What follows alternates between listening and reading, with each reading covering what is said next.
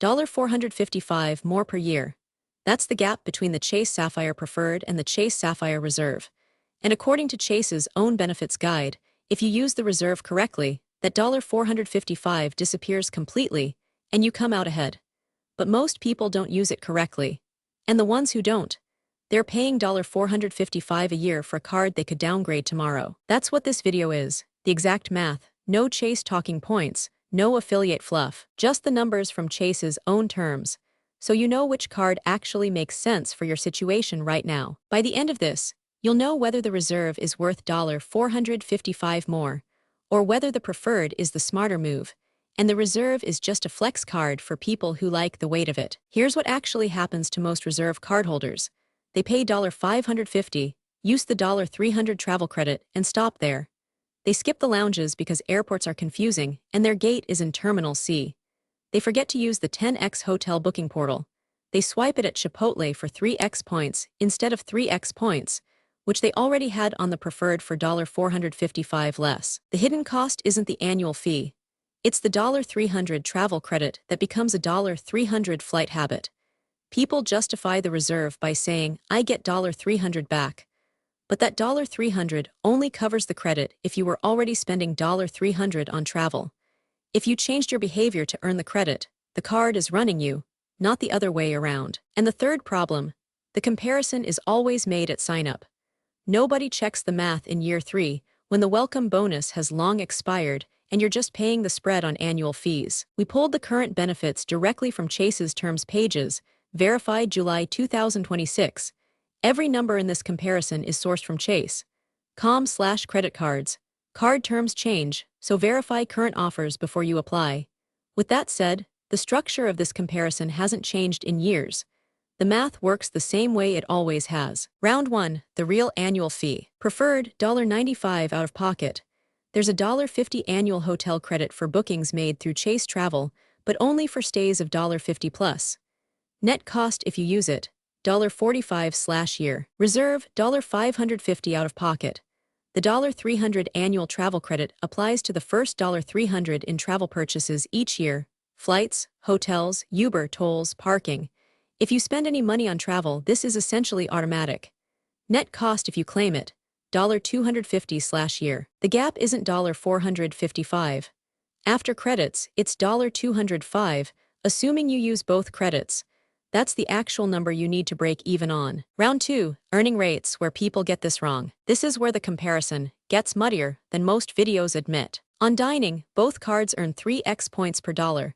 There is no dining advantage to the Reserve, period. On travel outside Chase Portal, CSB earns 2x, CSR earns 3x, the 1x difference on travel. On travel through Chase Portal, CSB earns 5x, CSR earns 10x.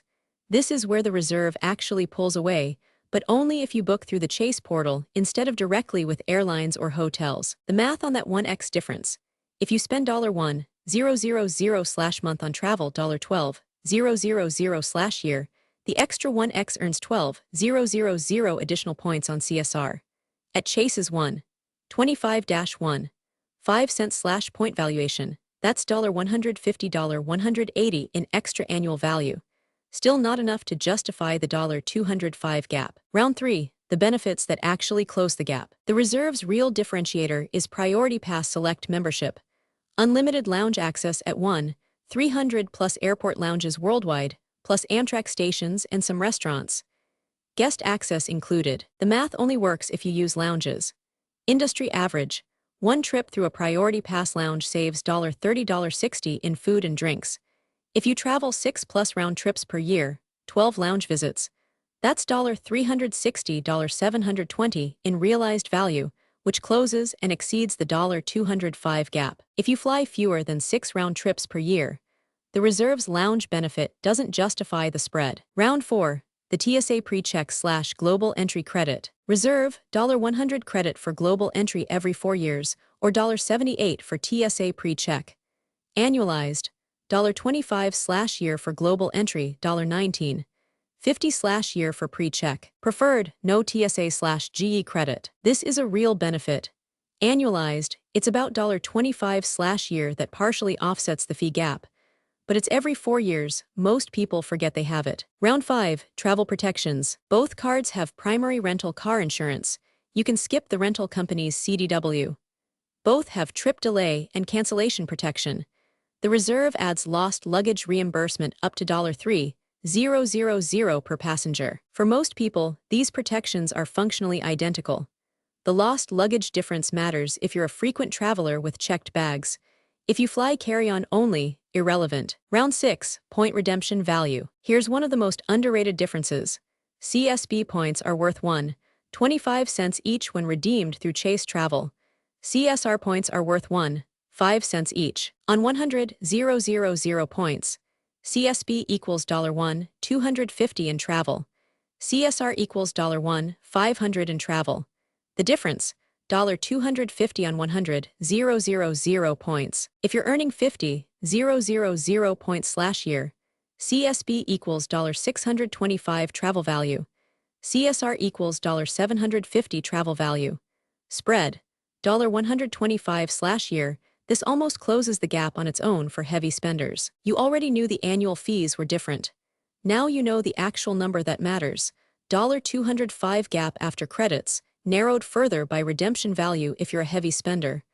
Does that math match your spending? Keep watching. Before the verdict, we built a free card comparison calculator at cardsmadesimple.com/match.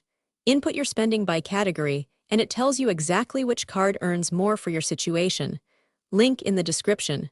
The calculator handles this exact comparison. Here's the segmented verdict. Get the Chase Sapphire Preferred $95. If you fly fewer than 6 round trips per year, lounges won't pay off.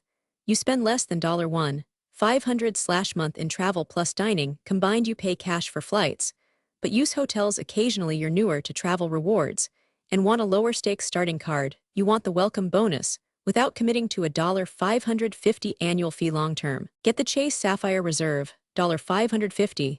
If you fly 8+ round trips per year, 6+ lounge visits/year alone cover the gap. You spend $2,000+ month on travel and dining, which makes the 3x vs 2x spread meaningful. You book hotels through the Chase Travel Portal, where the 10x rate compounds. You already have global entry/TSA PreCheck. Expiring soon. The $300 travel credit is money you'd spend regardless. Not new behavior. The downgrade play no one talks about.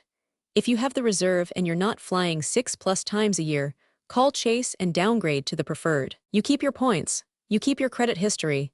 You drop your annual fee by $455. This takes 10 minutes. The Preferred is currently offering 60,000 points after $4,000 spend in 3 months. Verify the current offer at Chase.com before applying, as sign-up bonuses rotate. That's $750 in Chase travel value at the 1.25x rate. At $95 for the first year, that's one of the clearest value propositions in travel cards right now. The Reserve is the same offer threshold, but with a $550 fee attached to year 1. If you're not already a heavy traveler who uses lounges, year 1 math rarely works on the Reserve unless you're charging $10,000+ month through it. 6 months from now, you'll either have a card that's quietly compounding your dining and travel spend, or you'll be paying $455 more than you need to be for features you're not using. That covers the Sapphire comparison. But we haven't addressed the card that outearns both on flat rate cashback, and it's free. That's the Freedom Unlimited vs Freedom Flex Showdown. The comparison that trips up everyone who thinks the Sapphire cards are the only options worth considering. That's the next video. If this math saved you $455 or pointed you toward $455 in value, the like button makes that case for you. Subscribe, and the Freedom Comparison drops next Tuesday. If you're starting from scratch on credit, not choosing between Sapphires yet, the 500 to 700 roadmap is free. Chapter 1 is at cardsmadesimple.com/rebuild. That's the foundation that makes the Sapphire decision relevant in the first place. Asterisk, this content is for informational purposes only and is not financial advice. Credit card terms, rates, and offers change frequently. Verify all current terms with Chase before applying. Annual fee amounts and benefits verified at Chase.com/creditcards, July 2026. Asterisk.